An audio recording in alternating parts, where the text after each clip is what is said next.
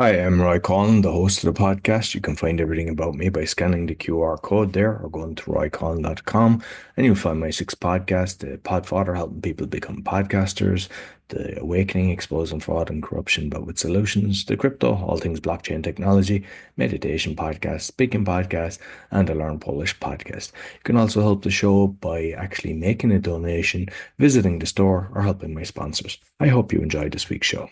Welcome to the Awakening Podcast. You'll find all our episodes on awakeningpodcast.org.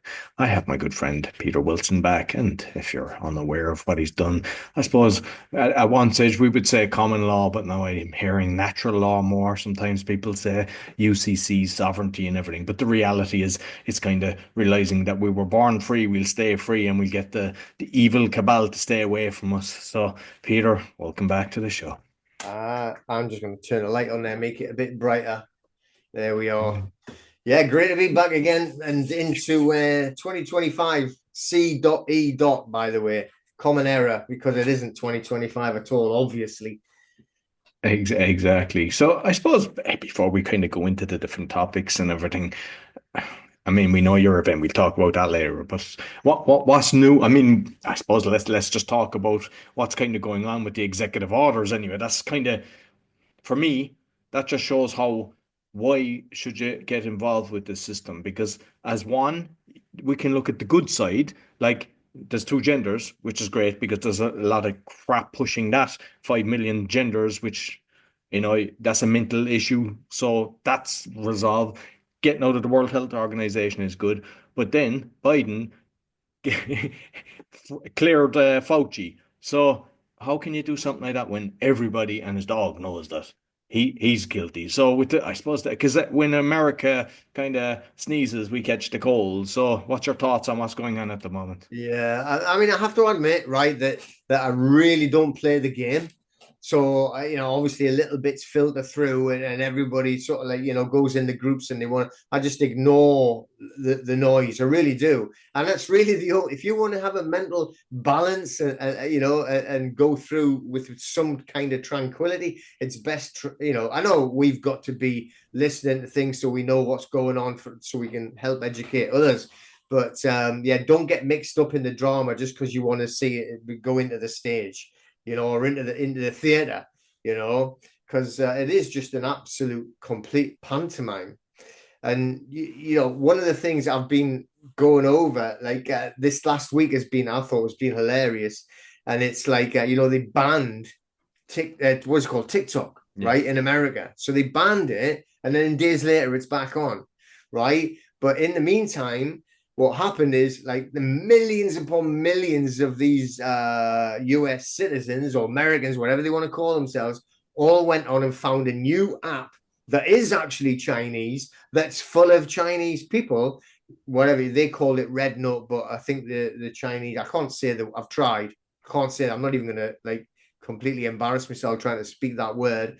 But like I think it's actually red book, little red book is what it really means, but the Americans all call it red note. So they've all went on to this new app, right? And like I was just listening to all these like little comments, I think that's interesting. I've never heard of that before. Let's go and have a look at it. So I went on, and then all these Chinese people saying, "What's happened to my account? I've had 1,000 followers for 10 years, and now I've got 15,000, and they're all American." It's like it's so weird for them. But I don't know what's going to happen now because it was only gone for days, and they've all gone back. But the thing is, they all started talking to each other. Right, all these American people are talking to these Chinese people and saying, "Oh, well, what's it really like over there? And what do you do over there?" And then I'm got loads and loads of like these comments and everything flying back and going, "These Americans are moving to China." All right. I can't believe like that. I've just realized now. I mean, you've been telling people for years upon years upon years, the propaganda that's getting pumped out, the lies, every single time. How do you know they're lying? Well, the lips are moving, right? This is like well, the whole Western world is just propagandized to ridiculous levels. And now all of these people that have been speaking to these normal Chinese, they're not spies and they're not like, plants there. They're all like saying, get off my social media. Some of them are, saying, I don't want you on here. I don't want 1,000 more friends. Get off. Don't talk to me. So, but they were saying, so like, what's this credit system over there where you get locked up and you don't, they're like, what? Never heard of anything like that before. So they're exchanging these information. And now the Chinese are saying, what? So if you don't pay your credit card, that means you can't get a mortgage and you can't buy a house. And, if you miss out one payment, then you can't rent a house. So they're actually thinking it's that exactly the opposite, isn't it? We're the ones that got the credit score system that stops you getting on in life. It's us, not them. They're like, no, that doesn't exist. Never heard of that before. Even though the one, it's like this one came up because I was going on it to have a look at it. I was like, this is interesting. This woman comes up saying, we're not going to eat your dogs. Stop saying that. I love dogs. I've got all my dogs. It's like, yeah, the lies, and that's a bit funny part, but it's ridiculous. The utility bills, the utility gas, electric, water. These people now, fair enough, they're saying, oh well, they're not in a huge villa. That's what I was saying. They called it a villa. That's maybe their word, right? They're in apartments. Well, so is most of Europe in apartments, right? Gas, £10 a month. Electric, £10 a month. Water, £10 a month, right? It's like, you have to get like a remortgage to pay your bills in England.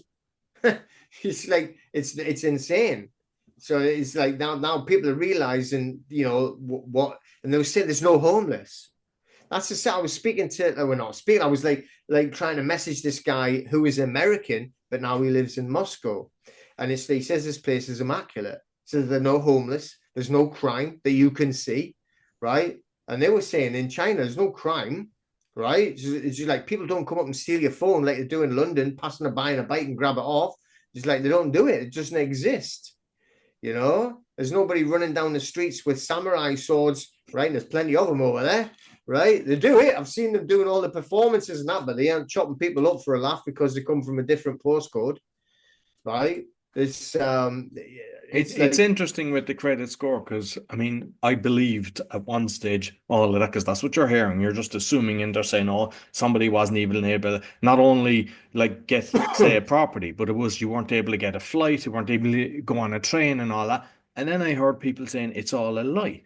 And it's everything is like that. It's like you're trying to decipher what's true and what's not. And as you say, that's a brilliant thing that's happened now because people are kind of going, this is actually what's really going on. And I mean, I could see that. I mean, we see that the credit system is in the West. It's like, and that probably goes against GDPR, where you've got the three. Is it? Does I know? Yeah, It's like 100%. Expedia or something. Yeah. So there's three that they get your ratings, and then people are doing. They're even paying people to improve their credit rating, and then people are getting more credit cards to pay one credit card to get the rating up, and then before they know it, they're in trouble. It's like it's kind of sad the way the whole system works. Yeah, I mean, this is the thing. Like, more people need to realize, what we are living in. And they say, oh, well, we are living in a democracy. Democracy has got to be the most demonic actual system that you could ever have, unless you go back to the ancient Greeks, where it was demo, right? That was for the people. What we have is not democracy, right? We are an oligarchy that is run by the billionaires, the corporations. And, I'm not being like, I don't care about like people like Elon Musk, right? I'm not going to take a political view or anything like that. But the guy, so now he's basically kind of half running the White House in America. Why? Because he's rich. He didn't get voted in for anything, but he runs so much. Now, somebody was just saying, like, I think he's evil. No, well, why is he evil? So, well, how come one man, and he is obviously one man, can have so much wealth, the wealthiest man in the world, but you still have homeless people? Why can't they be spread out?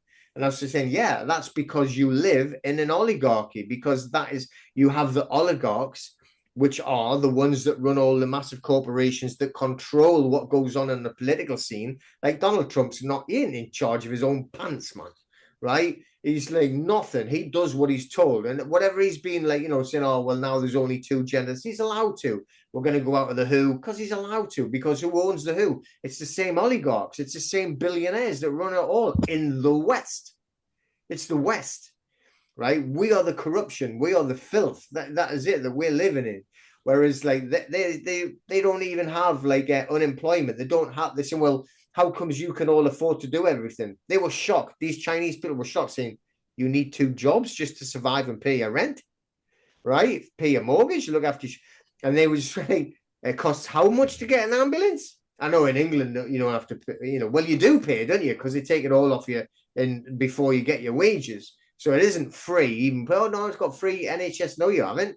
And it's one of the most privatized corporations in the UK now is the NHS, right? You just don't see that you're actually paying for it because you don't have to take your credit card out when you walk in the door, whereas in the US you do. And it's the same in China. All of the medical care, the ambulances can turn up for free. You don't have to pay thousands. So they don't get scared if they have an accident.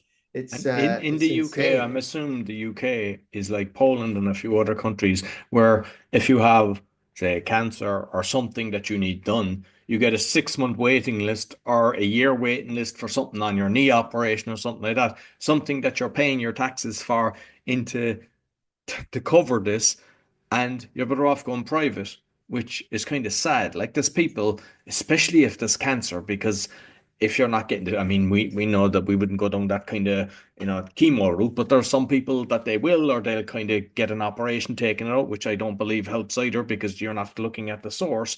But when they're told, here, come back in 8 months when you've a 6 month expected lifespan, and that, like, we're kind of looking at that laughing, and it's like, unfortunately, we hear that the whole time, and it's Yeah. so sad. Like, But 100%, two things on there. There's like we've got like a little village. We live in a little village by the coast, but the it's been turned upside down. Like some of it, literally. I'm talking about the pavements. Trying to walk along the pavements. These guys have come in and they've laid all this brand new fiber optics, right?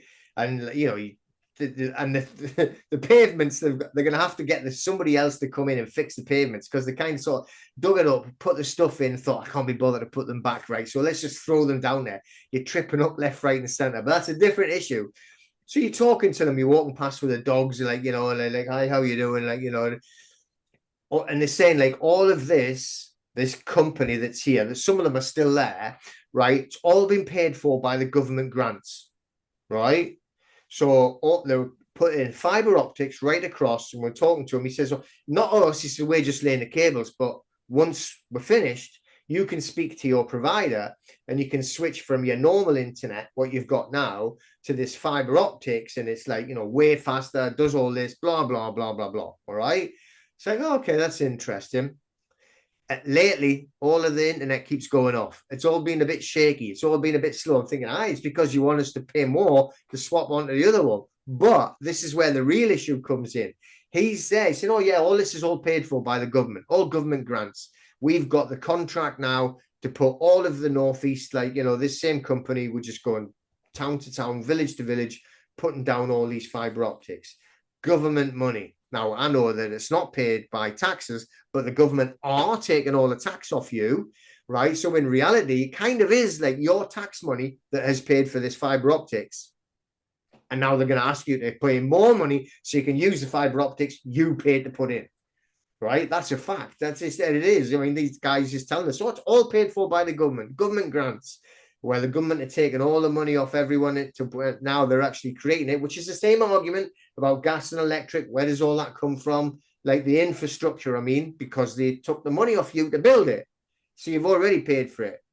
So why is it now they're privatized, like Maggie Thatcher, the baby milk snatcher, right? In the 70s, when she privatized everything to make all of her friends billionaires upon billionaires by privatizing like water. I mean, if we haven't got water, we're all dead. Yeah. So they privatized it. So now you've got to like pay fortunes for it. Right. And most of it's full of sewage now, in England anyway. Then, fluoride in Ireland and England and some parts of America. Thankfully, in Poland, they don't have that. But like, that's toxic, and they're putting that in the water. Yeah, just as toxic as they're pumping tons of raw sewage into the sea and into rivers now. But then they're not affecting the profits of the private water companies. So, but so that's one part I was just saying there, like, that's how ridiculous it is that they've actually, you were paying, even though you've already paid for it to get this new internet, which you never even asked for in the first place. But then on the medical side, right, I just want to plug the show. Okay, so we got it coming up. It's only a week and a half away now, right? 1st and 2nd of February in Newcastle upon Tyne. And we have this Dr. Joe Whitaker with her, I don't know what, a partner for like the business called Kelly Heinson. Now, she's a like well qualified doctor, scientist, inventor, Dr. Joe Whitaker, and she works with Kelly Heinson. Now, Kelly was diagnosed with like I think it was some I can't remember, so forgive me if I get the number wrong. About 4 or 5 separate fatal illnesses. You're going to die, basically, right? But they work together, and it's like on this structured water. And now, I mean, she's still there. She's still, absolutely, well, maybe not fine, but, she's thriving, moving forward with her life. And now they're going to be presenting all of this at the show on there as well. So, the whole thing, what we call Checkmate the Matrix Live, and that's basically everything that I talk about anyway, is how to actually checkmate the Matrix, how to like play a better game of chess in this chessboard of life that they've been presented with. We are in this construct with these rules that they've created, how we can use them against them and move forward in a positive way. Where are the solutions now? Right? I don't want to know about your problems anymore. Let's provide solutions. So they're providing health solutions. We've got Seb Lomas. You should check him out on X, it's called now. I mean, he's got over 1 million followers. Holistic health, holistic dentistry, how to actually use your mouth, like to get rid of the stuff in your mouth to actually heal your whole body. That there is your body heals itself if you stop allowing them to actually put the poisons in, is the fact. So it's like alternative health, which is not really alternative. It's saying, look, just do it. Stay away from chemicals, pharmaceuticals. Just do it nature's way, what nature's supposed to do. Your body will look after itself if you look after the body. Right. And then on the actual, we've got 2 speakers talking about on the cryptocurrency side, and the stuff that's going on behind the scenes on the cryptocurrency is amazing. Right. I mean, we've got systems now where once you get into that system, they can do anything, that they can shut every bank in the world. You are still involved in it and they can never take it away. This runs on its own and it's getting stronger and bigger all the time. They're never going to get rid of it. They can't get rid of it. And they don't want to, by the way. They're putting that out that you're not allowed to do it. Why would that be? It's because they want to control it all and they want to become even mega, mega wealthier because they're an oligarch, because they're running an oligarchy, right? So they want to keep all the wealth. The only way that they can survive in an oligarchy is by draining the poor. The people they just don't get it. Like, who pays more tax in the world than anyone else? The poor. And that's the way it's controlled. So we can keep them down while the oligarchies or the mega rich, the elite, if I don't call them that, they rise up even higher and stop. All they want is to stop the lower ones moving up slightly. They want a gap, and that's all it is, But like on the wealth side, getting involved in these systems there, right, where they can't take it off you, right? There is a system where it will just go on forever. There's no stopping it. They've started it now. There's no stopping it, no matter what. Even if they switched off all the electric, like people say to me, oh yeah, but they'll switch off all the electric. And well, if they do that, all right, losing your crypto is the least of your problems. I would be like getting a big barricade around my house and getting some, protection, because that is the least of your worries if that ever happens, mate. But people, just because it was something I discussed on the crypto podcast, but Binance, and I just got it on the 17th of January of 25, where they're basically know they want who the name of the person you're receiving from and who you're sending it from, what country, what exchange you're using. They're really regulating it more and more. Whereas before it was kind of like, you're not supposed to know who it is. You have a code, like, but it's like, no, and it's obviously down to tax and all that. I never trusted Binance anyway because I copped a few things with them. But with your event, because I've seen as well, just for those, because I mean, if not how many, over 100 countries, but like UK is a big one and the US, but you're able to do it online as well. So those that aren't able to actually travel and go, they can actually get an online ticket.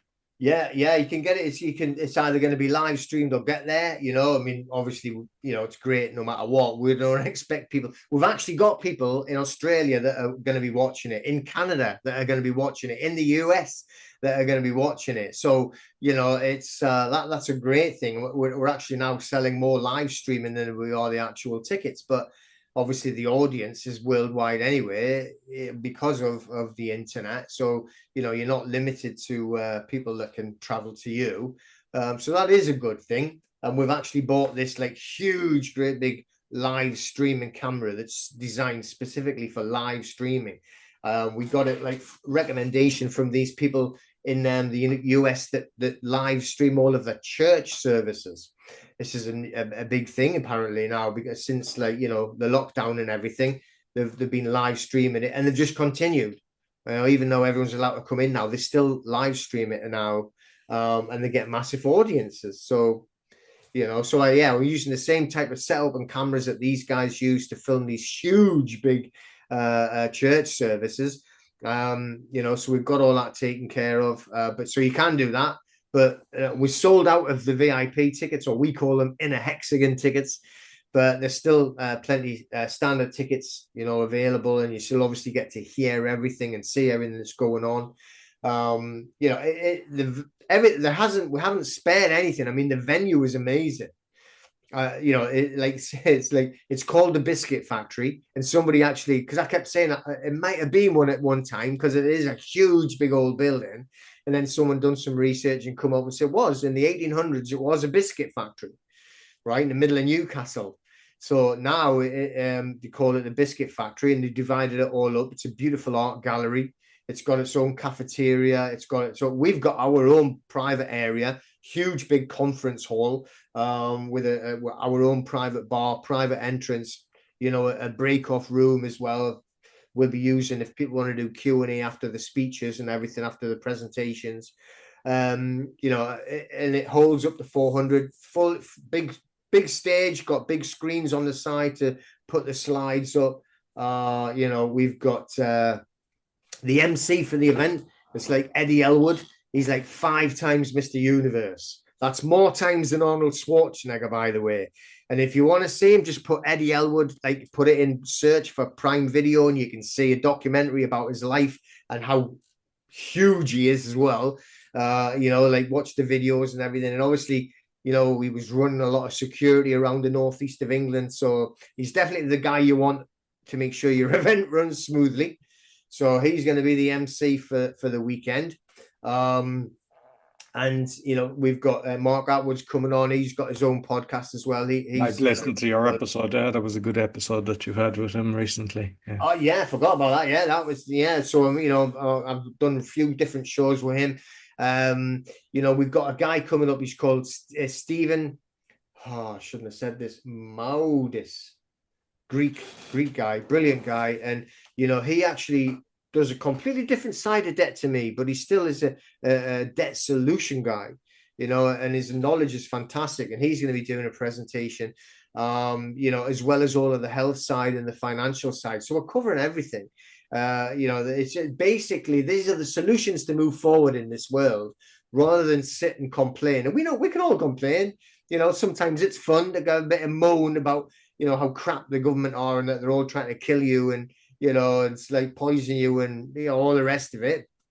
But okay, and it is good. We tell everyone, but now help them move on to be able to cope with it.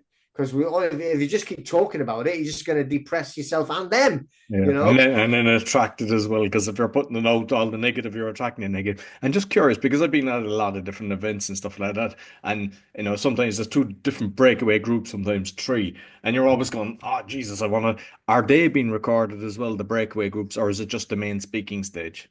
We've got several different cameras. Everything will be recorded as well, by the way. So anybody that does attend will also get the full recording. Anyone that gets the live streaming will also get the full recording. So we've got a few people just going to be wandering around with cameras, taking random areas of video as well. So, but on the break off, if there's anyone goes in, we're going to record that as well. Because that's the time people will ask a question, and it's like we discussed prior to recording that sometimes a question will make you think differently and go, "Ooh, I never thought of it and this angle," and it helps us improve as well what we're doing now. Yeah, no, exactly. So, I mean, and like on a lot of it, we literally have not got enough time, right, to put everything in that we want. So, even now we're already planning like 2026, when we're going to go. Where will it be? Will it be back at this place?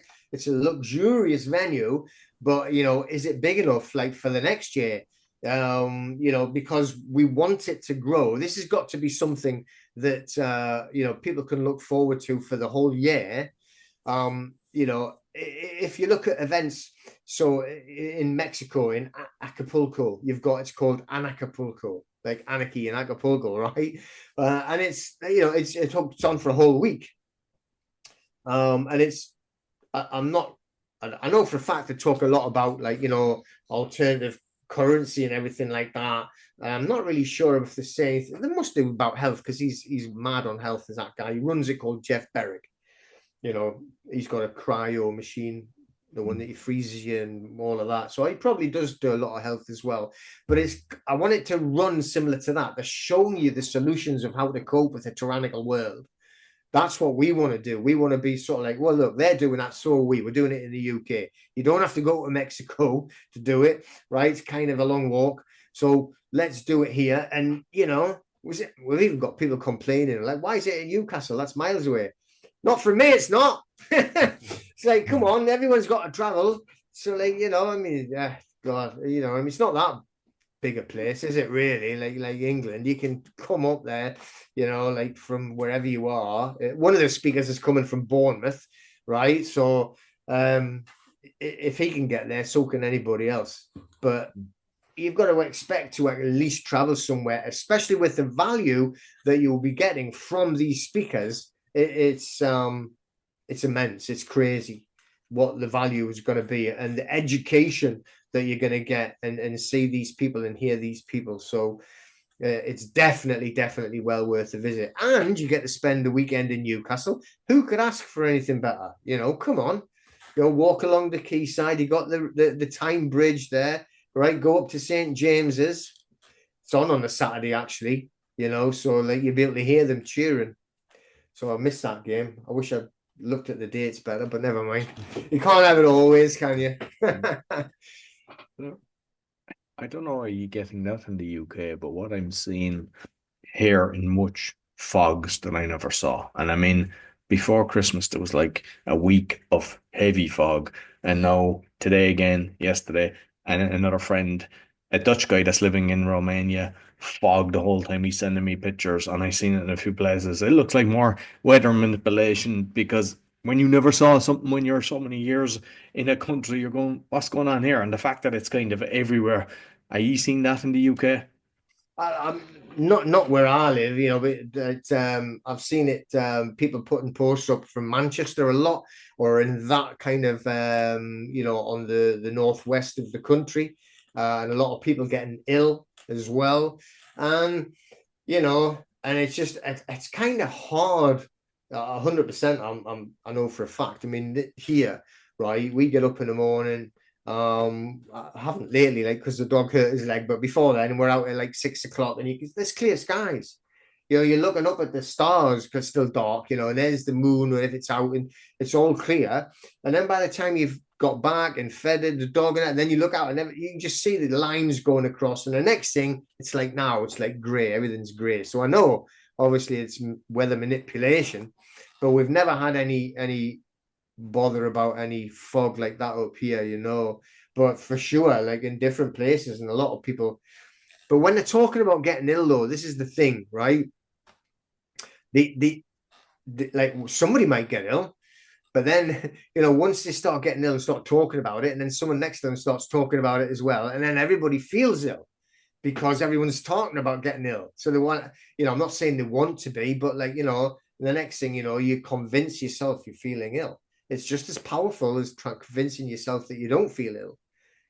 Think of Shrek, the little donkey. They were telling me he didn't feel well. The next thing he's crying, going, I want a hug. Same thing. you can convince yourself, that you're good or bad. I'm not saying that they are or that, but I'm saying it's infectious though, and I'm not just the fog, but the actual psychological side is more powerful and faster working than any poisons that they put in the air.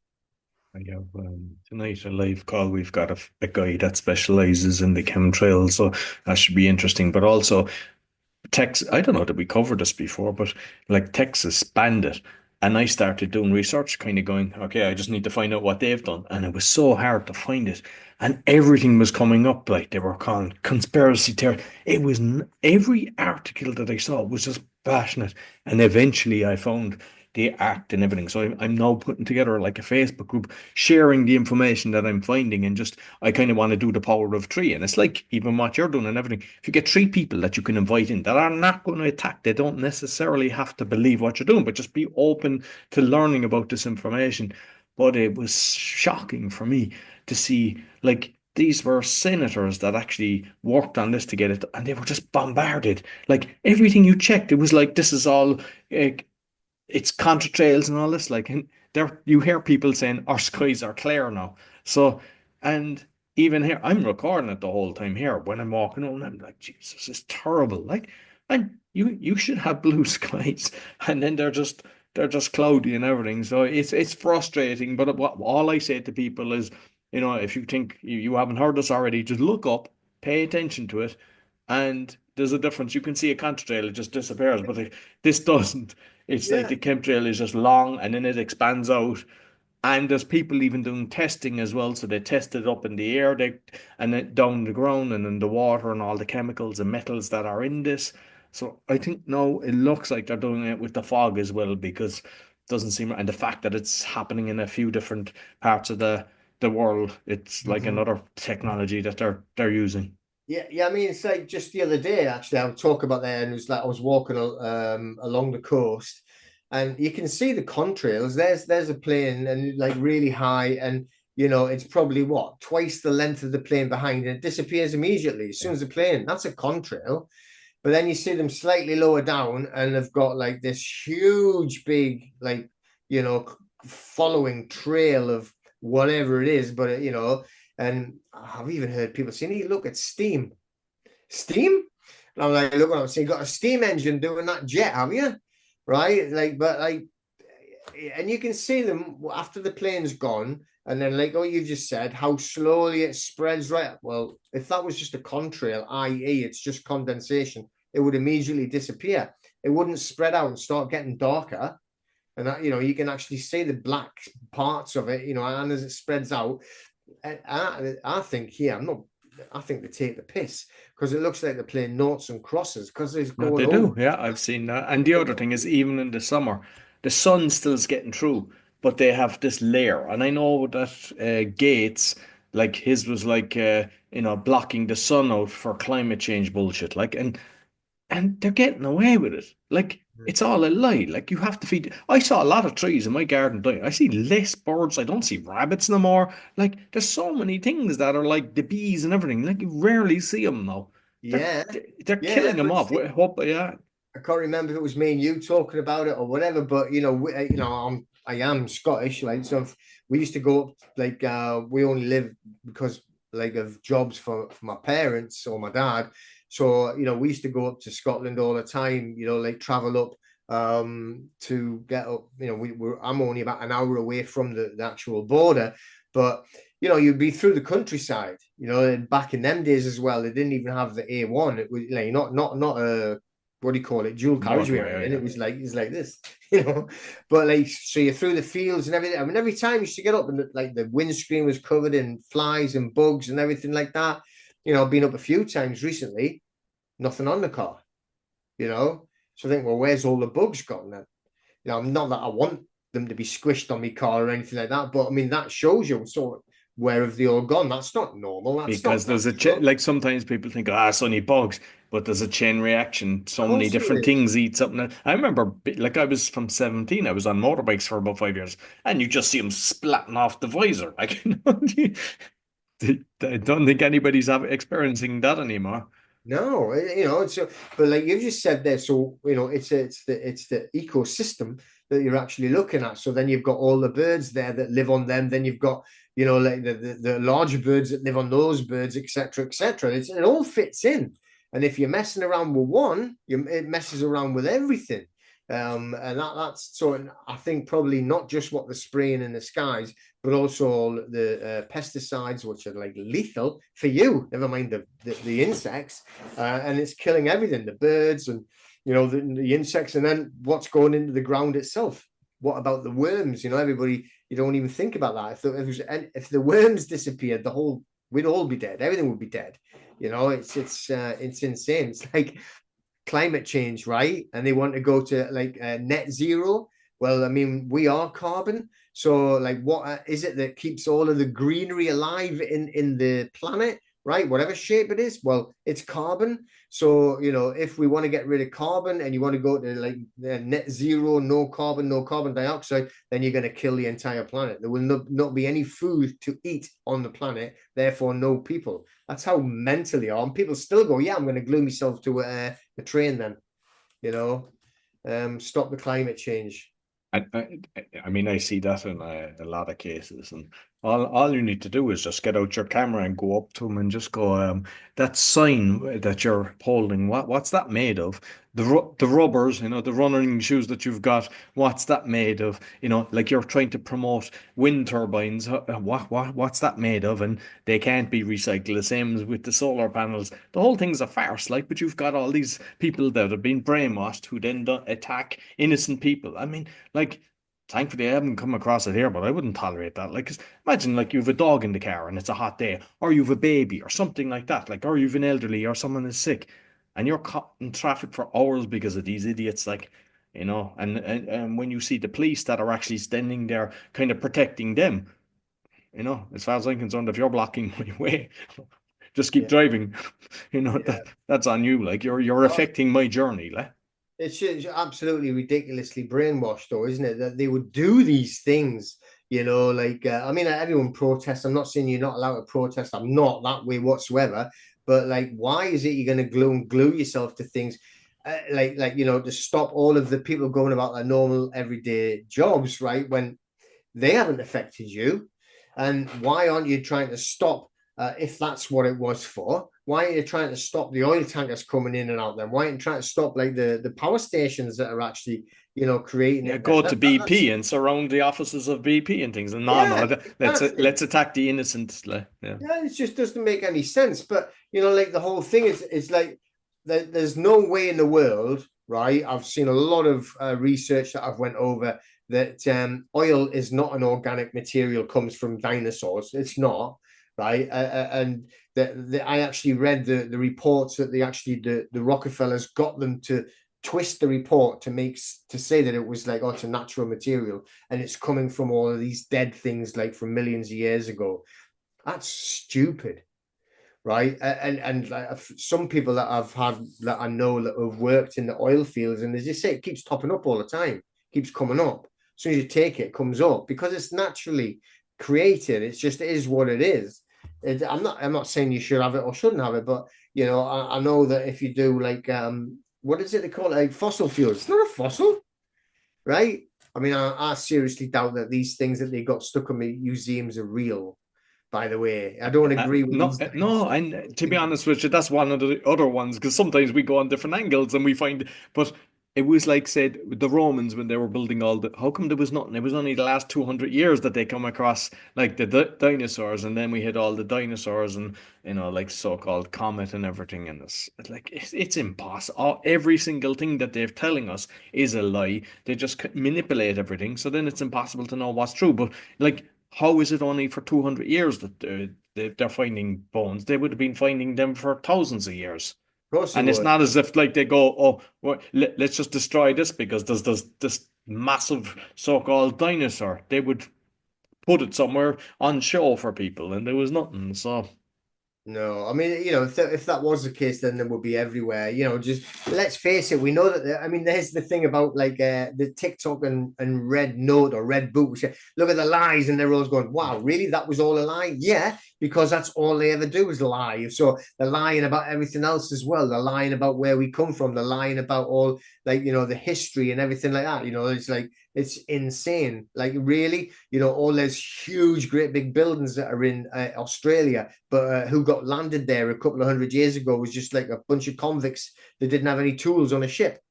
And then they built all that, right? Yeah, no, it's like, that was there well before, same as all these buildings that we've got, like the cathedrals with the huge towers and the steeples and places like Buckingham. We didn't build that. That's been taken over, want to reset, and they just don't want you to know what happened. If you look, like, hopefully that they will get a few people coming to Newcastle, right? And I know there's a lot of them coming by train that I've booked already. Go through the station and see the size of it, right? Why is it so big? Why are the doors, the entrance doors, and they did used to have wood in, by the way, they haven't got the wood there anymore. Why are they so big? Right? You could fit a bus through there, right? And the buses didn't go on trains, didn't need them, right? It's huge. They're huge, these doors. And you go into the actual train station itself, you can hardly see the roof. It's so high. Why is that? Right? And if you get a chance, go into the pub in the actual, and not the outside one, the inside one. I can't even remember what it's called. It might be called something like the Centurion, maybe in Central Station, and look at the ceiling and then study the walls and everything that's in there. You'd be thinking, what kind of building is this? Why are they serving beer in this building? It's amazing. You've got to look at these things and realize we've been put into this place we should never have been in the first. It's come from a different time zone, and they've got rid of whoever was living there, and now we've been put in instead. I mean, from what I'm seeing, it's like the Tartarian Empire, and it was like you had all the frequencies, the bells, and like I even walk where I am now because I've become conscious of that. I can look at all the buildings, and it's usually churches or government buildings if they weren't destroyed. And even with giants, you see loads of pictures with giants, Mhm. and what's that about? Like but the problem is they hide everything, so it's impossible to know the truth. But it's not as if this is like a doctored picture or something like that. These are going for a long time that they have these pictures, and like the World Fairs as well. Like that didn't make sense either in America. Like they created this massive kind of city as such, and then just demolished the tree. I think what they were doing is they demolishing the Tartarian uh, buildings, and that's what it was about. It just everything. There was like Crystal Palace as well. There was like all glass. I don't know. Did you see that one? Like Yeah. everything was like, what? And they can't build that stuff now. It just nothing's making sense. No, that's it. They can't do it now. And then you see, there was like there's a guy on YouTube. He's called John Levi Levy. I'm not really sure how Levi, but you should check him out. I mean, he's got some good stuff. He never gives opinions. He just says, "Look at this. How did they do that?" And it's like, and he's showing this. It's a painting, and it was one of these old buildings, like after the Civil War in America, and they're actually got a guy with a hammer and a chisel in this huge big block, 10 times the size. And he's standing there. This is a picture. And then there's this massive building behind him. And he says, this is what they're actually building. And it's huge. I mean, it would have took them about 1,000 years with a hammer and chisel to like, yeah. And then it wouldn't have been like completely flat. I've actually used a hammer and chisel on a few different things, unfortunately over the years. And you can't get a nice smooth surface like that. It's like these are like marble finishes, stones. You don't get that with a hammer and chisel, no matter what. But he's got some good stuff, and it just shows. And all it is just to start making you think. It's like, no, that's not right. You know, and then you see these things that are actually built into, or are they built into the rock. So you've got this big cathedral that's built into the rock. Well, was it really built into the rock, or was it melted and ran over it, somehow, or flooded somehow? And there's it creates a lot more answers than questions than it does answers. But like it does, I think, hopefully, if people would open their mind and open their pineal gland a little bit and start to question exactly what they see in front of them. Exactly. So one of the ones, I know we've touched on it a few times, but I see comments the whole time to the episodes that we have about the trust. Like everyone is, how can I create a trust? How can I do a trust? And I mean, it's not, as we say, just there was a lot of different companies out there charging a fortune to do this. Sometimes people think they need to go to the high-end solicitors to create the trust. But for those that are trying to protect their assets, is it you're creating a document yourself and you're stating that I, Roy, my assets, and you get a witness and you don't even need to notarize it, and that becomes the trust. So when they're looking for the documentation with probate, you're just going, this is what I got, and go away with your probate shit and stop taking my money for a year and a half as if like it's yours. Yeah, you see, this is the thing, right? And you know, what I do is I blame 100%, you know, unequivocally blame this so-called truth community, right? Because you've got people that are in it that are just there and they're just lying. They are lying completely and just draining people's finances off them, you know, no matter what you want to call it. You know, it might only be fiat currency, but it's quite handy when you want to buy some food, and you know what I mean.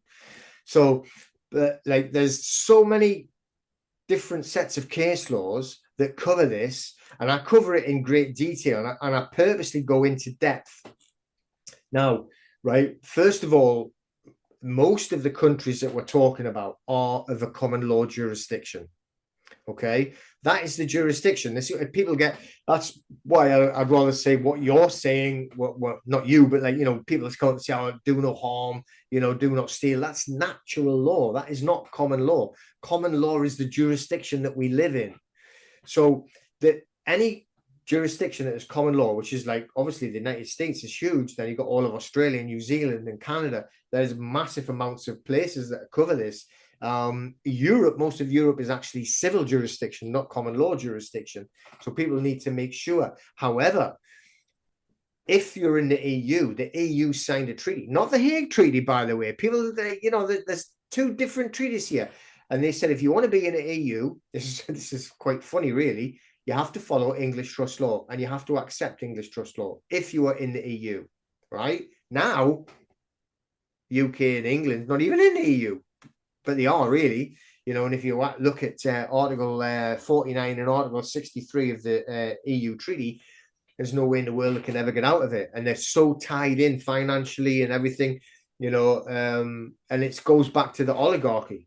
If you've got money, doesn't matter what the treaties say, right? They do and say whatever they want, right? It's the ones that haven't got the money. The poor are the ones that are affected by the legislation. But anyway, on a trust, one of the ones that I always like throw straight at people when they say, no, this trust is rubbish because you haven't written it out right. How do you not write it out right? There is no set format, not in any legislation, not in any common law format. There is no format of how to write a trust. It does not exist. You don't even have to use the word trust for there to be a trust in place.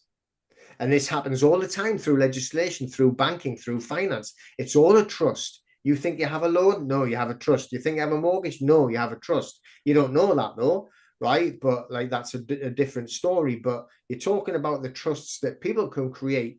Anyone can create a trust. Now, for these liars that are coming up and saying, oh, no, you have to be legally qualified to write a trust and all this. All right, well, that means that you have to be legally qualified to protect yourself from a murder accusation then.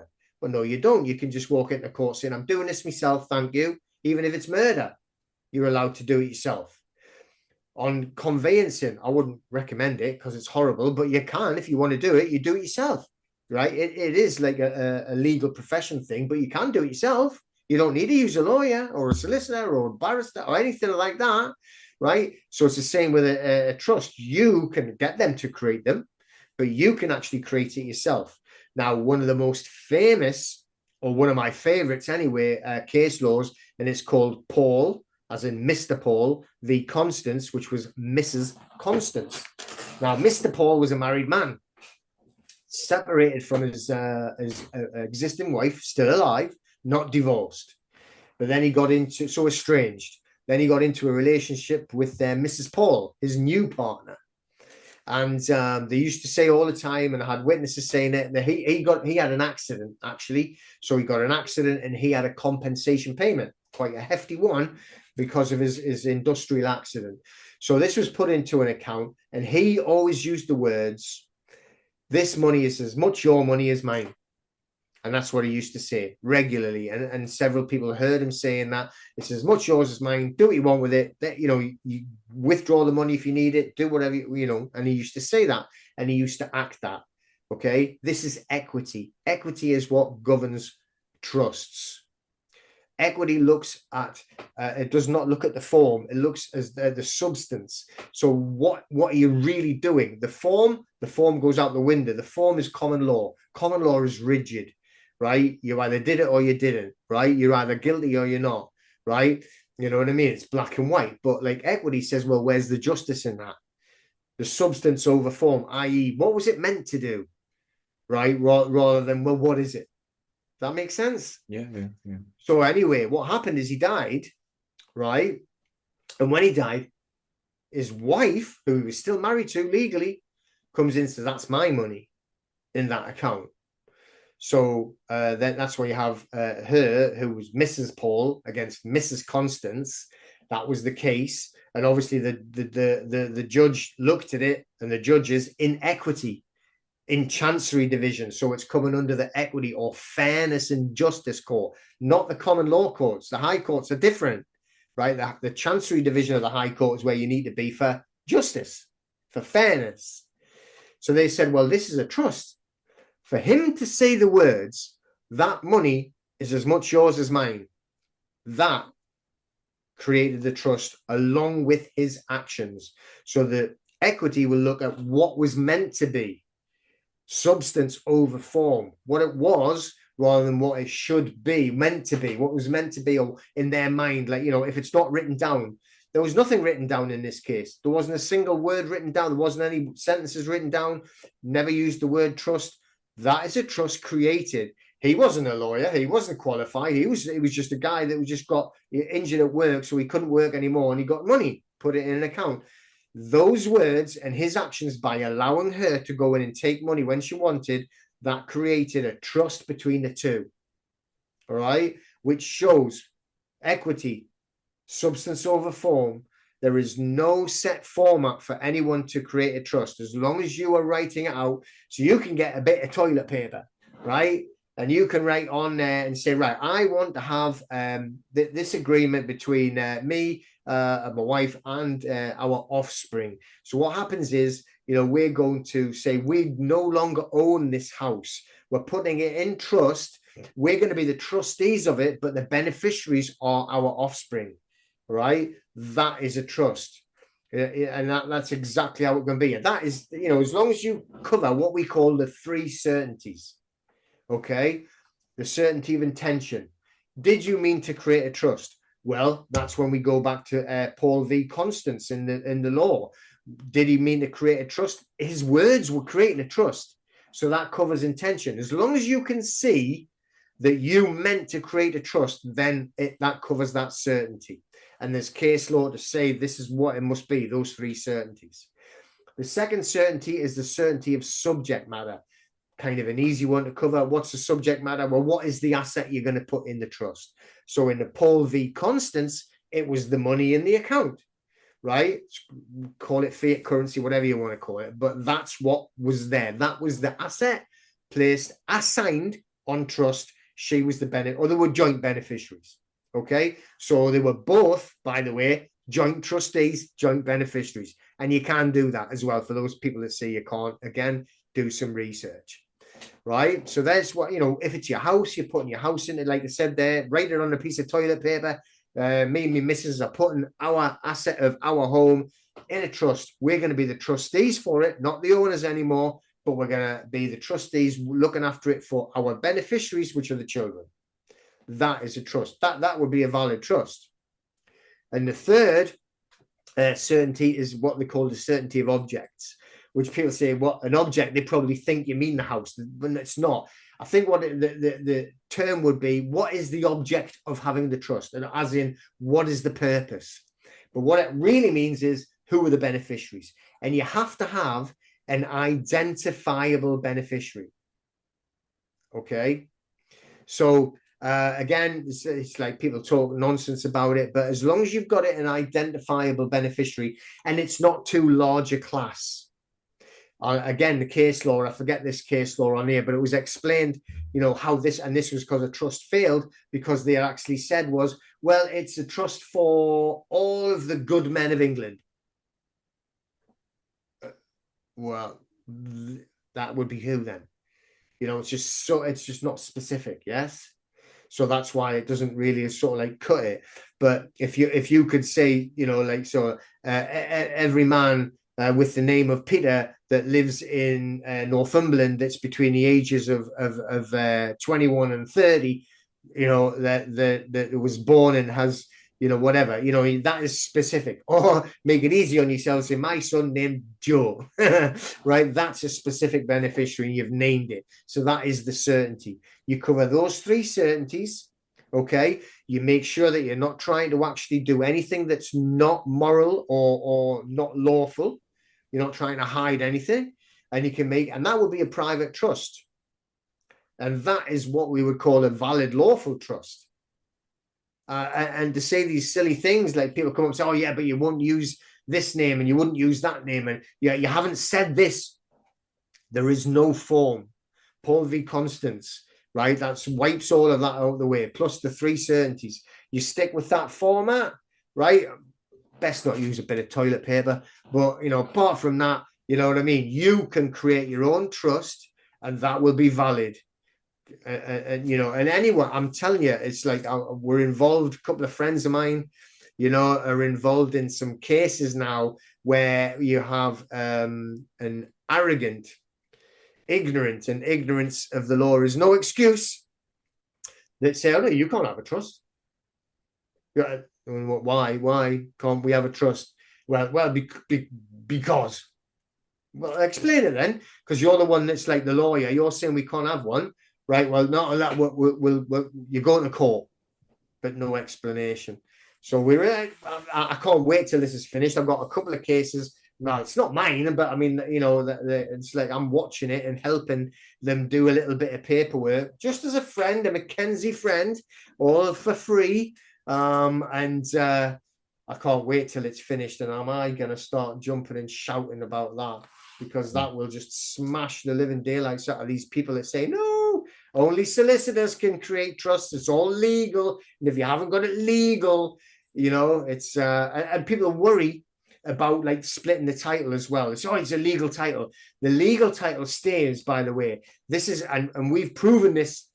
I don't want to say too much because it's like too many like people that are on this, but like when you do a trust and you put the asset of, or okay, you're going to say that it's the property, my home. You don't put the legal title in the trust.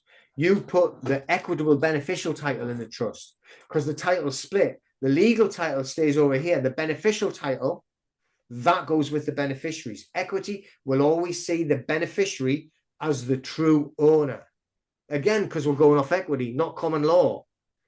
And equity will always trump common law, always. That's why you have like the Senior Courts Act 1981, right? And it tells you on the Judicator Act, and it tells you from Earl of Oxford's case, right, that equity will always beat common law, and we'll always look to equity. Why? Because it looks for fairness and justice, and that's where the trusts come from, fairness and justice.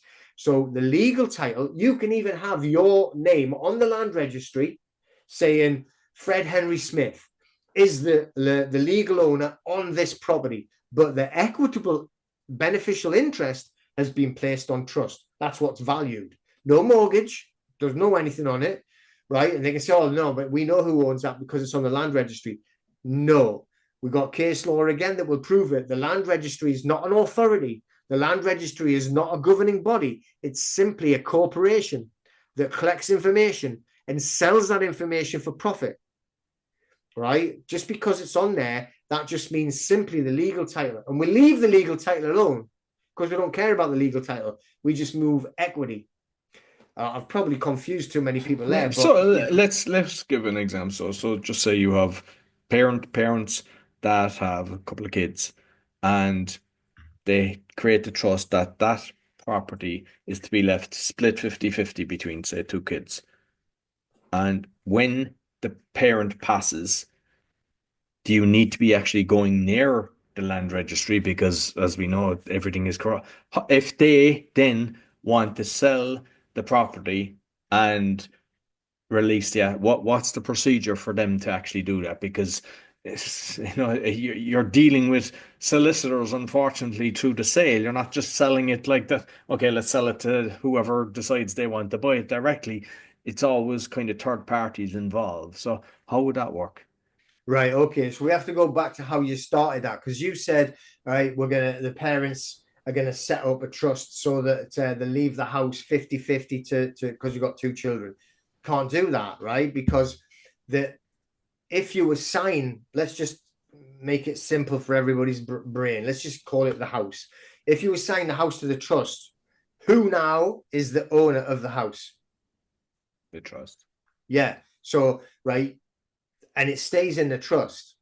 The offspring, right? So, like, little Jimmy and little Jenny, they are going to be the beneficiaries of the actual trust, so they can receive benefits, right? They're living in it or whatever. If they're rented out, they can receive a percentage of whatever, but they can't, it's not theirs. They don't own it, right? They can never own it, which is the whole, let's take it back to like the parents. The parents have placed it in trust. Let's just say it's worth 500,000, right? But it's in trust, so they don't own it. So once they die, right, the tax man would say, I want to see your death. Well, they're not going to say it to them because they're dead, but I want to see your death estate, your estate. But their estate is empty. There's nothing in the estate because they've moved it over to a different cupboard. They've taken out the estate cupboard and put it in the trust cupboard.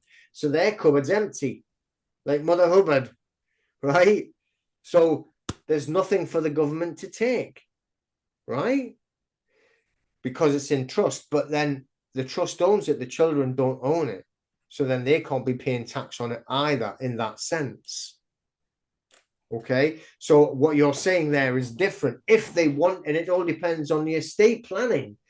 So if they want to leave the house in that, let's say, a working class traditional fashion, which is that's what I would class it. That's why the wealthy will never leave the houses to anyone. They'll keep it in trust, whereas the working class will say, well, you get the house, and then they end up having to pay inheritance tax on it, and they think it wasn't worth it.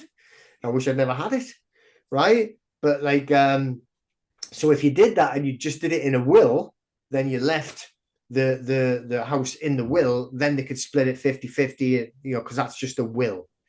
All right. So that's a different way. But if it goes, remember, if you put it in trust, the trust owns it, not you. You put it in trust. Let's call it, if it was American, you'd call it a grantor. All right. And it's going to be an irrevocable trust. That's the better way to do it. Irrevocable. As soon as you've put it in trust, you can't change your mind and go, I want it back. It's not yours anymore.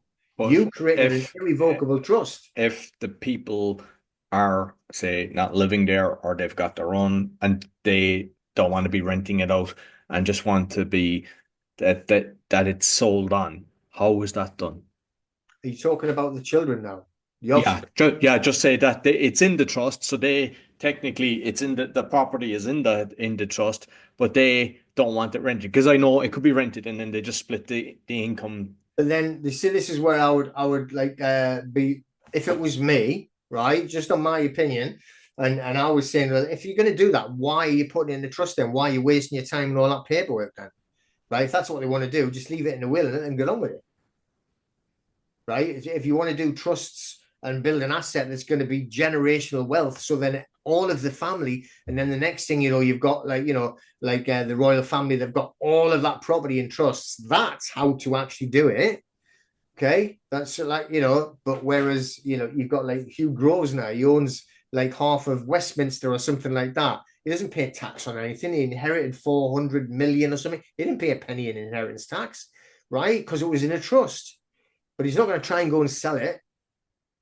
That's what I mean. You can do it and you can break it down, blah blah blah. If that's really what could you do? Just thinking louder, could you do like, say, a 99-year lease or something like that? That it's still in the trust, but the person then has the use for the 100 years or whatever it is that, and which in turn pays the money up front, which is technically like selling it, but it still keeps it in the trust. Is that something? Would that work? Well, there's a few different things that you can do. I mean, part of what you can do if you did it correctly, right, and set up like a correct, irrevocable spendthrift complex trust, you can actually use promissory notes to take stuff out, right? You can use investment plans to take money out. So you're the one that's being invested in.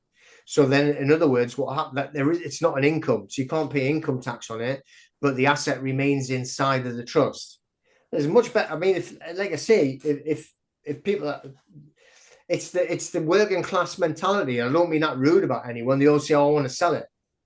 Well, don't bother putting it in a trust then, because you're wasting all of your time and your energy and your paperwork and everything. You know, but if it goes into a trust, it should stay in there. That's what it should be for. There's other ways of creating you to have not an income, because that would be like a taxable event, but you to have like benefits from it that you don't have to sell it. And I'm not talking about renting it out either. You know, this is getting rather complex, but it's you know, people do this all the time. You know, I mean, I've got a friend, you know, if you want a really complex trust, I've got a friend that'll actually do it for you through the US. Totally valid because it's a common law jurisdiction, but it'll be set up under an LLC in America. Okay. And there, what they do is they use promissory notes and life insurance to make sure that you're funded. And they can't like do any taxable income on it because it's a loan coming out of your life insurance policy. Figure that one out. But then all of that's all held in trust. You know, I mean, you'd have to pay him for that. Like it's not 50 pence, but you know, it is what it is, and you want to get what you want to get. You know, some people are going to go and buy a hamburger, and other people are going to buy a T-bone steak. You know, you make your own choice. But I'm just saying, you know, there's people out there that we can introduce you to that can take you to the levels, you know, that you need to be to, or you wish that you could be in, you know, when you're protecting assets, and especially if you've got a property portfolio, you know, rental property, stuff like that. You know, there's people we can introduce you to that can work miracles for you. But yeah, but the reality is the basic trust is just you and your missus, and you want to put your house in a trust for your offspring, then yeah, you can just write it out yourself. There's no issues about it at all. Anyone says this, you know, they're not wrong, they're a liar. Right, that's all it is, and they're just trying obfuscation, right, to muddy the waters and make everybody scared, so they all have to go to, you know, oh well, but I know someone who'll do it for you for, for like 20 grand or something like that. You know, just like you can't do it yourself. Just if it's just a simple trust and that's the way you want it, then and then it does right. You're not doing it to avoid things. You're not doing it saying, "Oh, now I don't need to like pay council tax." No one ever mentioned that, right? That's not what it's about. It's about protecting the asset, right? So you've got somebody over on this side saying you will own nothing and be happy, right? Well, we want to be on the other side saying you own nothing but control everything. That's what we want to be, right? He can go and sod himself, right? Right. But that's what it's all about. So you can not own it, but control it. That's why you want the trust. That's why you want your assets into it. And that's what I'm saying. If you're going to do it for your offspring, then educate them so they don't need to sell the thing. They're not looking at selling it. You know, but if you wanted to go like the other way where you just want the will, like because the one that like just flog the property as soon as you're dead and out the picture, then let's just do a will, let them split it 50-50 and sell it. Next one now is I've had a few cases with insurance claims recently. One was when we were in Spain, everything was taken out of the car. Got nothing from it, but it's not that I'm leaving it go. Another one was, excuse me, I had uh, I was in Turkey with my son, and then I snapped the groin area. Then I fell down the stairs the next day, and I tried all different therapy to get it cured. But like I had insurance through the holiday company, and they've basically run back, no, we're not covering you, even though it's written down that it is. And talking to people just constantly, every single person has an issue with insurance companies. Even if it's a car and something happens, they don't pay out or they give you 30%. So how do we deal with these scumbags? Because that's what they're doing. They're taking your money easy, but when it's time to pay out for a genuine claim, they're kind of going, no. No. Well, I mean, that's so common though, isn't it? You know, I mean, I'm just trying to find like a spare sheet of paper because I'm going to make a note. Because this, I can't give you an answer. So what I'm saying is, right, I'm going to use Germaline. Okay. So what we were talking about before, right? It's just like GDPR fits everything. The more questions that I'm getting asked, and these people come with issues. So what I'll do is I'll go and I'll research and find out where the holes are in the corporation, the way that they are actually proceeding and using the procedures and the setup. And somewhere along the lines, it will breach GDPR. So this is my whole, hang on, I need to write this down so that I can do this when we're finished. So what I'll do is I'll investigate this. So this is the whole essence of it. So people and they'll say, no, but I want to fight the council tax, right? And I say, well, oh, okay, but like you're gonna lose because like they've been doing this for like, you know, God knows how many years.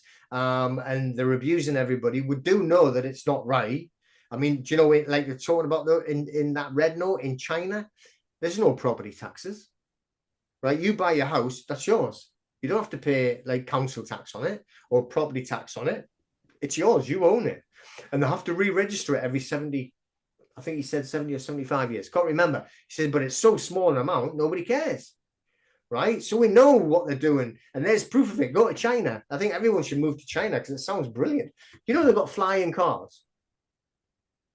I've just seen them there. They showed the videos of them. They've got flying cars. Right? These cars, it's like off a TV or whatever, a movie, right? They fall down and fly.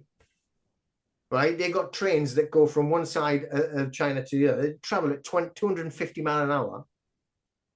Right? How I've much? even heard they can do, yeah, even more. It was like, because I was on ones in Spain, they were doing 300 kilometers. So yeah, they've got the fastest in the world. They've got an incredible Yeah, infrastructure. Whereas if you look at the States, like theirs is t t terrible, and you would think it'd yeah. be the opposite. Well, yeah, and that's what people, people don't realize. They say, "Oh, this is like the American dream." Yeah, because it's a dream, right? While you live in the nightmare. Yeah, it's the same as this. You know what I mean? It's just it's a fallacy that the West is free. The West is more imprisoned than the rest of the planet, right? China is way more free than we are. It made me forget what I was going to talk about. Oh yeah, insurance. Right. So insurance, I'm going to go on and look under the GDPR. And the reason why, and it's listen, I want to actually like fight this system. And I think, well, but why do you want to fight this system? Do you want to fight it or do you want to actually benefit from it and get something from it? And they went, no, I want to fight it. Well, that's just ego, right? It is ego. If you want a result from it that can actually benefit others as well, then that's a good fight. So it's like the same way. I don't know if it's true or not because obviously they do lie and it's from a government source. How did they get rid of Al Capone? Well, they stopped trying to find him or get him done for murder and bootlegging and all that. They just did it by taxes. They did it a different way, right? So if you actually have a look at the debt companies and don't argue about the debt, argue about the process of what they've done because they've breached your data. They've breached FCA, right, on the sequence. I know like not everyone's got the same legislation in different countries, but they're breaching so many different regulations on your data protection, GDPR, and the FCA. So why worry about the debt? Why worry about what they've done behind the scenes? And now you can actually close it down by attacking that part of it because that makes it unenforceable, right? Not only that, but you can get compensation for the breach. That's where we get rid of Al Capone. You're going to get your money back. So if you actually can, that's why I'm going to insurance GDPR. I'll get back to you, right? And I'm going to go and do some research on that. I'll find out if they're breaching GDPR.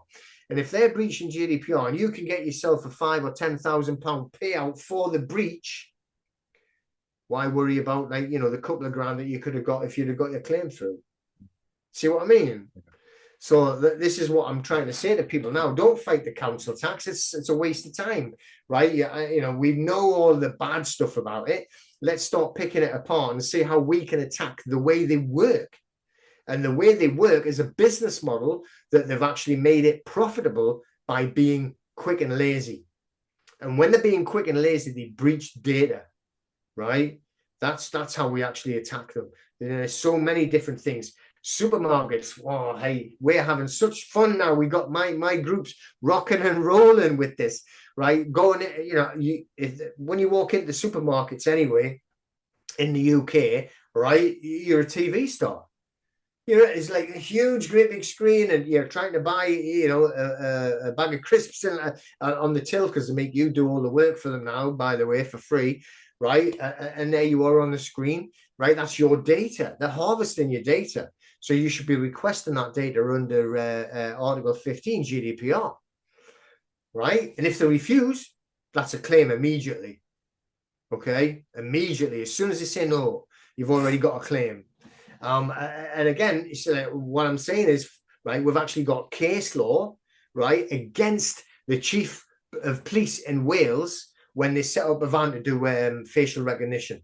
And everyone thinks, oh, there's nothing I can do about it. I'm going to get a digital ID. I'm going to have a credit score. I'm going to have like facial recognition. Nothing I can do. Yes, there is. GDPR, they're breaching GDPR, they're breaching the Human Rights Act. Now, he lost his case. He actually had to pay compensation, right? Because somebody stood up to them. So you've got to study GDPR. You've got to study the Human Rights Act. You've got to study the Data Protection Act 2018. Then use those tools that they invented to protect them against you, right? To stop you getting into their private lives. So all you got to do is like do some research and start to use it the opposite direction. So you can get rid of the cameras, you can get rid of the facial recognition. If you got rid of them by all of you and all of your friends, not just you on your own, get all of these great big groups, all go to the supermarkets and complain about the cameras. All go up to the police vans and big queue of them saying, well, I want here's my SAR, written one and an actual verbal one. I need my data that you just took. Because under Article 6 on GDPR, I never gave you my unambiguous consent, right? So I'm not saying they can't take it, but we need to know what they're doing with it. That's why you can request it. And if they can't get it back in time and they can't do it correctly, then you can claim. Now, if there was thousands of people doing that all at the same time, what would happen? Them cameras would be gone out of the supermarkets, right? Them self-service tills where you're looking at yourself trying to get a bag of crisps, they'd all be gone, right? Then like you'd have people going back on the tills and having real jobs again. So extra people would be working. You wouldn't have the massive queues there, like that you've got now. And you get rid of all the cameras. And it would stop the facial recognition, which could have an effect on the digital ID. But everyone will sit back and say, I'll tell you what, we need to go and sit and moan. Let's go to a cafe and have a common law conference and sit and moan about it, right? Which we're going to have this going back to the event on the 1st and 2nd of February. I'll show you exactly how to go in there and get compensation from all of them corporations using GDPR against them. With, the speed cameras, because I had heard, I think it was a doctor that told me, but it causes cancer. So a lot of the policemen that are using them, because then they put it down in their lap and everything. I'm just wondering, what are the dangers to us when they're pointing these guns? Because it's not as if you come across one in the odd time. I mean, sometimes I'm taking my son to school and there's about 5+ each direction where they're actually pointing these at you. And I don't know the dangers of it, but is there anything that we can do to stop this? Right. Again, I'm going to do research on that one and think about like on the GDPR side of it, because if like maybe not the speed cameras, but think about the car parks. And again, right, this is an industry that's like all of a sudden it's huge and it didn't used to exist. Why? Because they've just found a different way of raping you. Right. So you go into what used to be a normal bit of land and you could go and park your car. Now, right, you go in, you've only got an hour to gate. And if you don't get out in an hour, they're charging you 100 quid. Right. And they say that's not like a gangsterism. Is it not? Is that not just like extortion? Isn't it really? That's what they used to do, isn't it? On the gangster films, I'm going to come and, you need protection in case your windows get smashed tonight at 6 o'clock. It's the same thing, isn't it? Right. But like, if you got all your friends to say, oh, I'll tell you what, like there's going to be 1,000 of us going to go and visit like Euro car parks or whatever it's called, Euro, something like that.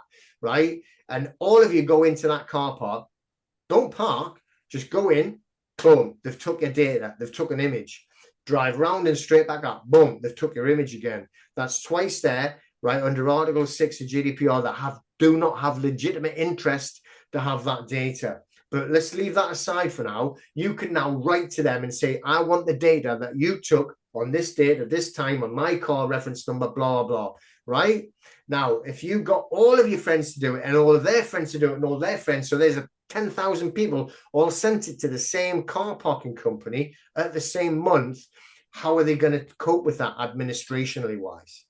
They wouldn't be able to do it. So they would completely collapse on the administration side. So therefore, because they wouldn't be able to respond in time to the SCR, which is very, very strict under GDPR, 30 calendar days, right? So after that month is up, then you can actually put a claim in against them. So then they're going to start losing money. That's when you start to have an effect on these car parking companies that are just basically raping motorists just because you want to go and buy your groceries. You know, you want to go and put, I mean, there's the amount of, you know, you might think that I've had somebody actually put up on a comment on TikTok say, oh, they'll just increase the prices. You're terrible. I'm terrible. You've got people committing suicide for fuck's sake, you know, because they've got all of these fines coming in from these scumbags because they had to actually go and take someone into a pharmacy because they had an emergency. So who's the bad guy, right? Really? You know, like this industry just popped up out of nowhere, and all of a sudden you've got to pay for your life just to go and take somebody into a doctor's, man. Come on. What about when they're clamping the car? Because yeah, I get it if they're on a corner or if they're in a really dangerous spot with, you know, like kids. I mean, but the fact that they're extending the time by putting a clamp on it. But you know, you see normal parking spots and the meter extends. You know, they end up being an extra hour or something like even sometimes people are at a hospital and you know you expect it or go to a government organization, you expect it to be an hour and it ends up being 3 hours, and then they clamp some of the cars. What is the best way to, because they put the gun to your head on that. Sometimes it's like 500 or 200 or whatever. It's like 10 times more than a parking ticket. It's like really excessive. How do we stop that and not have to pay when they do clamp your car? I'm talking about the UK here, right? But we have like a Protection of Freedoms Act 2012, and they're not allowed to do that. Right, not allowed to put the clamp on the car. I mean, the cases that I deal with that people have had a car clamp, it's usually outside of the house, right? And it's usually because they've got a parking ticket from somewhere else months before, or something along the lines of council tax or something like that, and they turn up and clamp the car. Now, I've never really heard it much in car parks because with the Protection of Freedom. Like I see it in much here, and sometimes it could be a street, and they'll just clamp all of the cars. I've never been clamped, but I just see it, and I know that some people can barely put food on the table, Yeah. and you know it could be like 500 zloty, so you know £100 or something, which can be a lot to some families, and there's no need for it. Oh, no, not at all. Again, no, it's just an industry that came out of nowhere, the same as these car parks and these car parking companies. You know what I mean? It's just, I actually parked in one not long ago and went in and I took photographs because they had done the illegally put the signs up, you know, but they didn't bloody write to me, swines. So I'd photographed it and videoed the whole thing, and I was like, well, get in, this is going to be a good argument. And they didn't even give me the decency to try and give me a ticket. But yeah, I mean, that, so the clamping side, they can't do that for in England anyway, or the UK, because of that Protection of Freedoms Act 2012. But before then, it was a huge industry, clamping cars left, right, and center, like you say, you know. But even then, if you want to do it outside the houses, I mean, we have ways of dealing with that because it's completely illegal what they are doing. You know, that's gone legal, not even talking about the law. But yeah, I mean, there probably is. I mean, years and years ago, let's talk about in the 80s. It's got to be like 1985, 1986.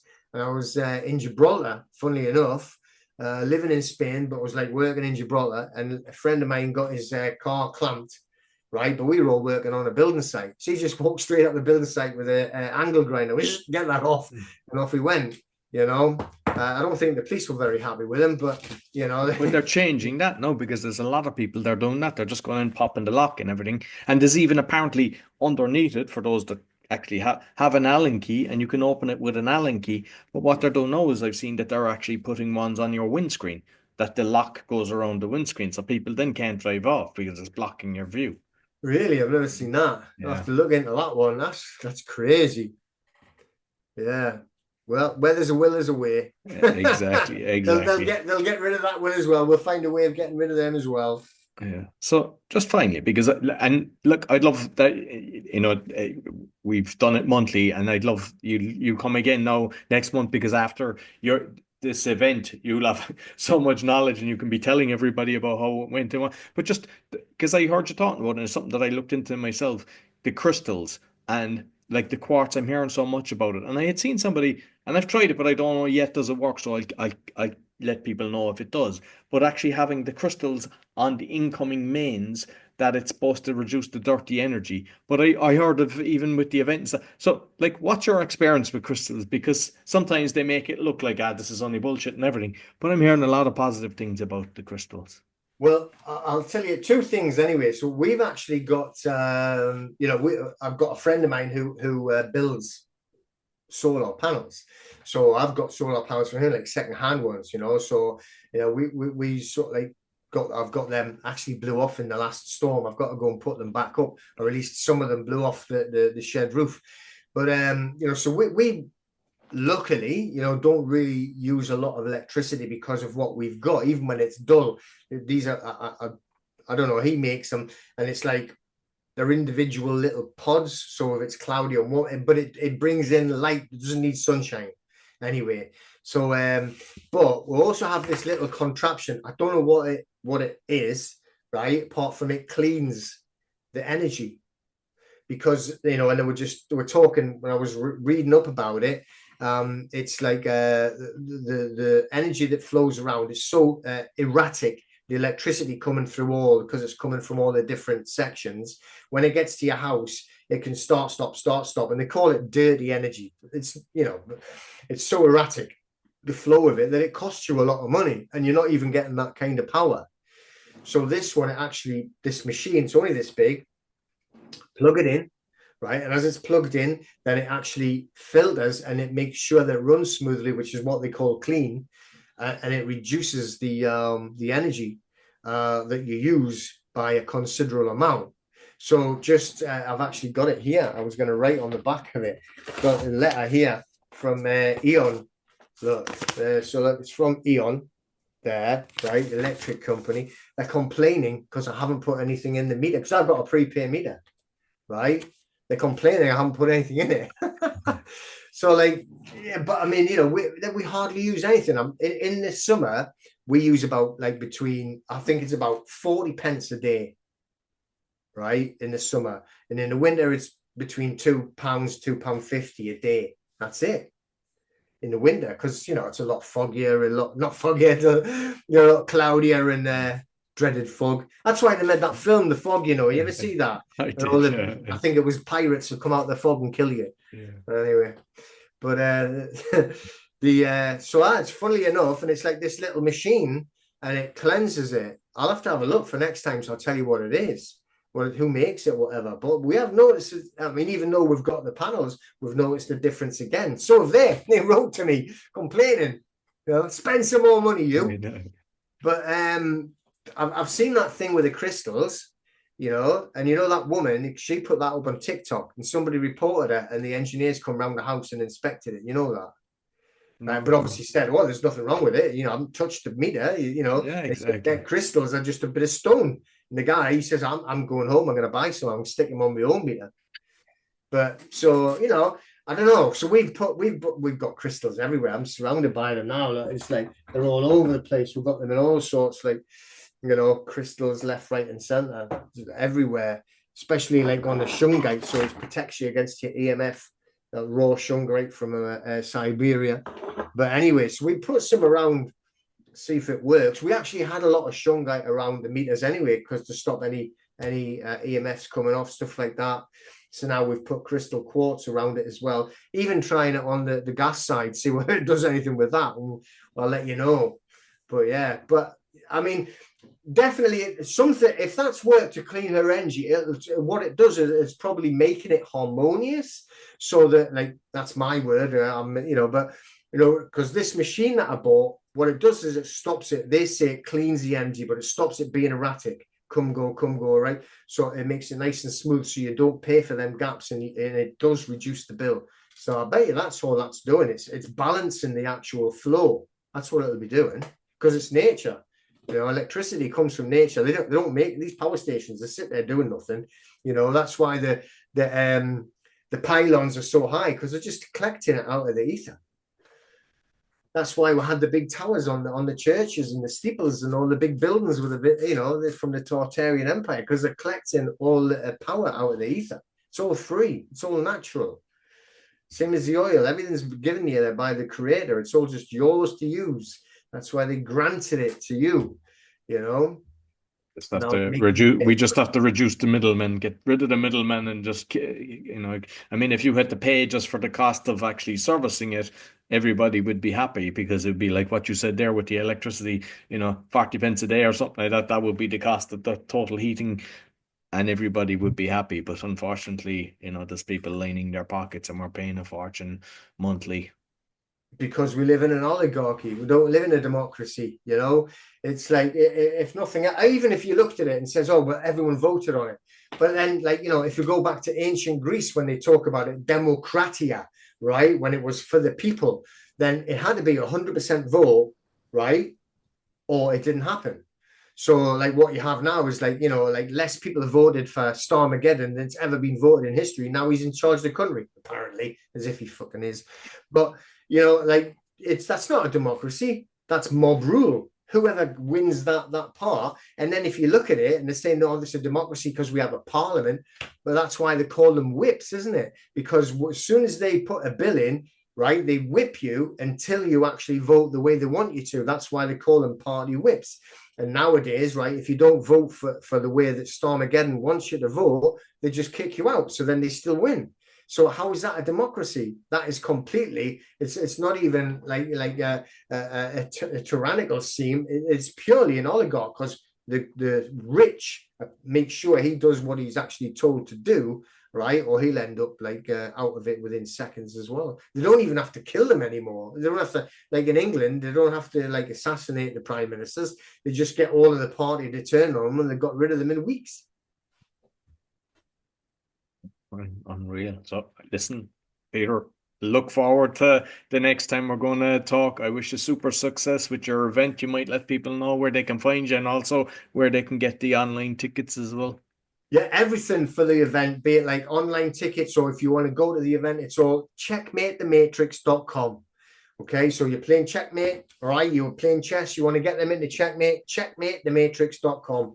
I think you might have to put www in front of it, because I don't know why that has changed. That pisses me off, because before you just write down the website, and now you have to do the www. And I was going to touch on that, but we might touch on it the next day. It's like, who's controlling all these domain names? And they start creating a new one. And why is it like $200 for dot whatever? Like, there's some different names. It's like, well, can we just not create that? And what's strange is, like, with blockchain technology, I buy domain names on that. I pay once, and it's like $10, and I have it for life.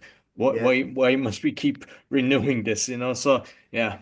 But watch that Web3. That's what it's called, Web3, where you're buying them unstoppable domains and that type of thing. So eventually, you're going to be able to put all of your websites, all of your technical websites onto them. And we've actually now, by the way, we're putting private trusts and stuff like that on the blockchain, right? So the whole thing is getting put onto the blockchain on a private registry. It's your own private registry.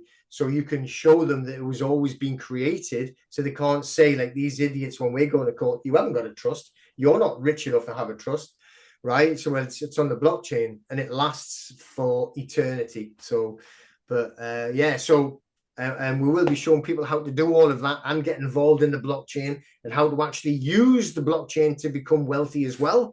Right, so all of it on www.checkmatethematrix.com. Oh, perfect. I'll make sure I included both the audio and the video. Thank you very much, Peter. Oh, brilliant. Thank you.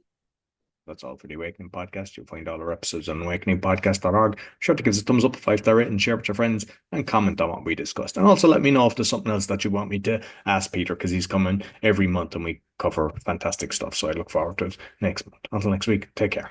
So I hope you enjoyed this week's episode. As mentioned at the start, you can find my 6 podcasts on roycollin.com, or scan the QR code if you're looking to start a podcast or do a podcasting tour. I help with that. Also, if you're looking for a virtual assistant, we also have that service.